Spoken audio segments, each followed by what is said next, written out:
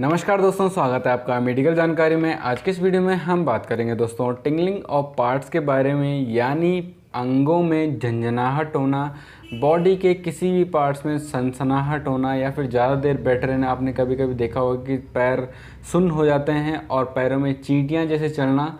इसके ज़्यादातर कारण क्या देखने को मिलते हैं, तो पूरी डिस्कस आपको इस वीडियो में देने वाले हैं और लास्ट में आपको ट्रीटमेंट भी बता देंगे कि क्या आपको इसमें ट्रीटमेंट लेना चाहिए। तो वीडियो में बने रहिएगा, वीडियो को बिल्कुल भी स्किप मत करिएगा।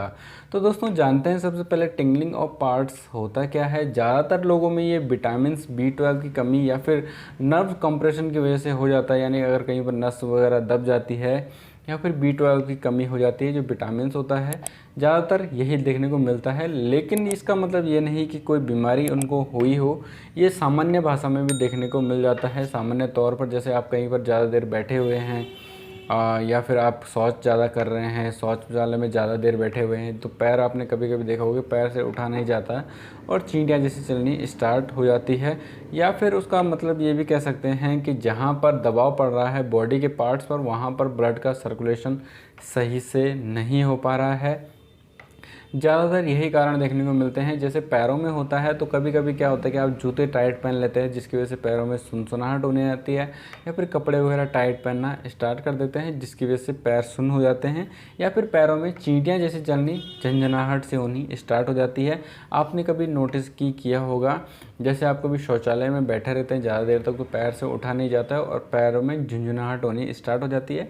या फिर कभी रात को क्या होता है कि आप कभी सो रहे हैं, करवट ले लिया, हाथ आपका दबा हुआ है, तो सुबह के टाइम पे वो हाथ बिल्कुल सुन्न हो जाता है और झंझनाहट उसमें होनी स्टार्ट हो जाती है। तो ज़्यादातर इसमें यही कॉजेज़ होते हैं कि B12 की कमी से या फिर नर्व कंप्रेशन की वजह से हो जाता है। अगर आपको बीमारियां हैं कोई या फिर कोई डिजीज़ है तो वो भी इसका कारण हो सकते हैं। जैसे कि किसी को किडनी का इन्फेक्शन है, उसमें भी देखने को मिल सकता है, या फिर डायबिटीज़ पेशेंट को, क्योंकि उनका डायबिटीज़ लेवल जो होता है, शुगर लेवल कभी हाई हो जाता है या फिर ज़्यादा डाउन हो गया, या फिर इंसुलिन की मात्रा बॉडी में बढ़ जाती है, तो भी ये देखने को मिल जाता है। अगर आप किसी का दवाई का सेवन ज़्यादा देर तक कर रहे हैं, कुछ ऐसी दवाइयाँ हो जाती हैं जिसकी वजह से आपकी बॉडी में सुन होना स्टार्ट हो जाता है। प्रेगनेंसी के दौरान हो सकता है ये, या फिर आप अल्कोहल या फिर कोई नशा ज़्यादा देर तक करते हैं, ज़्यादा दिनों करते रहते हैं, तो तब भी उनकी बॉडी में सिम्टम्स देखने को मिल सकते हैं। या फिर थायराइड जैसी कुछ प्रॉब्लम देखने को मिल सकती है, तो भी उन लोगों को ये झंझनाहट या सनसनाहट या फिर चींटियाँ जैसे चलनी स्टार्ट हो जाती है। आम भाषा में इसको दोस्तों झुंझुनी ही कहते हैं, लेकिन मेडिकल में इसको टिंगलिंग कहा जाता है, जो एक पार्ट्स में हो सकता है या फिर बॉडी के किसी भी पार्ट्स में देखने को मिल सकता है।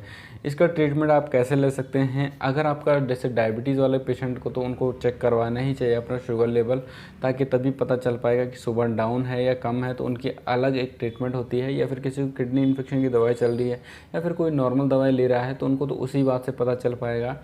अगर उनको हो रहा है तो वो दवाइयाँ बंद करें और ये प्रॉब्लम आपकी सॉल्व हो जाएगी। लेकिन इसके अलावा कि आपको ट्रीटमेंट क्या लेना चाहिए, अगर आपको नॉर्मली हो रहा है तो ज़्यादातर मैंने जैसे बताया है B12 की कमी के लिए आप B12 की कमी को पूरा कर सकते हैं। इसके लिए आपको इंजेक्शन लेना होगा।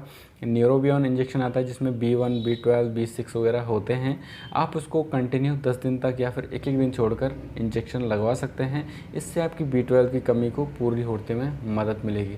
साथ में आप इसको न्यूरोबियन 4 टैबलेट एक गोली सुबह शाम ले सकते हैं, जो आपकी नसों को मजबूत करेगा और साथ में जो B12, B6 वगैरह की कमी को दूर करने में मदद करता है। लेकिन अगर नर्व्स जो होते हैं वो कंप्रेस हो गई है, बंद ब्लॉक हो गई है या फिर दब गई है, तो उस कंडीशन में आपको आता है एक टैबलेट आता है, प्रेगाबा आता है, जिसमें प्रेगाबलिन होता है। रोज़ एक गोली ले सकते हैं। अगर ये दवाइयाँ नहीं मिलती तो इसके साथ में आपको गाबापेंटिन आता है, गाबापेंटिन प्लस मैकोबालामिन इंजेक्शन आता है, जिसमें 500 मैकोबालामिन होता है और गाबापेंटिन 100 mg होता है, जो नसों को खोलने के लिए या फिर नसों के पेन के लिए आरामदायक होता है। लेकिन अगर आपको पेन भी ज़्यादा हो रहा है तो इसमें आप एक्स्ट्रा मेडिसिन भी ले सकते हैं, जैसे डायनापार वगैरह हो गया, पीसीएम वगैरह हो गए, तो इन चीज़ों का आप सेवन कर सकते हैं। ज़्यादातर कारण B12 की कमी होना या फिर कुछ विटामिन की कमी की वजह से ही बॉडी में ये प्रॉब्लम देखने को मिलती है। तो आप इस तरीके से अपनी प्रॉब्लम को सॉल्व कर सकते हैं। बिल्कुल सिंपल सा इजी सा मेथड है कि अगर आपको झुंझुनी वगैरह हो रही है, कोई ज़्यादा दिनों तक रहती है, तो आप B12 की कमी को पूरा करिए। अगर उससे नहीं होता होता है तो फिर आप आगे ट्रीटमेंट बढ़ा सकते हैं। अगर आपका लंबे समय तक रहता है तो आगे सर्जन वगैरह उसकी सर्जरी वगैरह होती है। अगर नर्व्स वगैरह ब्लॉकेज वगैरह है तो उसका एक अलग लेवल का ट्रीटमेंट हो जाता है। सामान्य तौर पर आप ये ट्रीटमेंट ले सकते हैं बिना किसी नुकसान के, आपको ये बेनिफिट दवाइयाँ देती है। तो उम्मीद है आपको वीडियो अच्छी लगी होगी। वीडियो पसंद आए तो वीडियो को लाइक जरूर करिएगा। चैनल पर नए हो तो चैनल को सब्सक्राइब भी जरूर कर लीजिएगा। दोस्तों वीडियो को लाइक करने से हमें मोटिव मिलता है अच्छा, ताकि हम और अच्छा कर पाएँ। अगर कुछ भी आपका पर्सनल क्वेश्चन है तो आप हमें इंस्टाग्राम पे, फेसबुक पे फॉलो करके अपने पूछ सकते हैं। और हमारा टेलीग्राम ग्रुप दोस्तों ज़रूर ज्वाइन करिएगा, लिंक डिस्क्रिप्शन बॉक्स में अवेलेबल है। और दवाइयों की जानकारी अगर डिटेल में जानना चाहते हैं तो हमारी वेबसाइट पे विजिट कर सकते हैं। आपको डिस्प्ले पे या फिर डिस्क्रिप्शन में आपको लिंक प्रोवाइड करवा दूँगा। तो मिलते हैं नई वीडियो के साथ। Okay bye, tata and thank you for watching.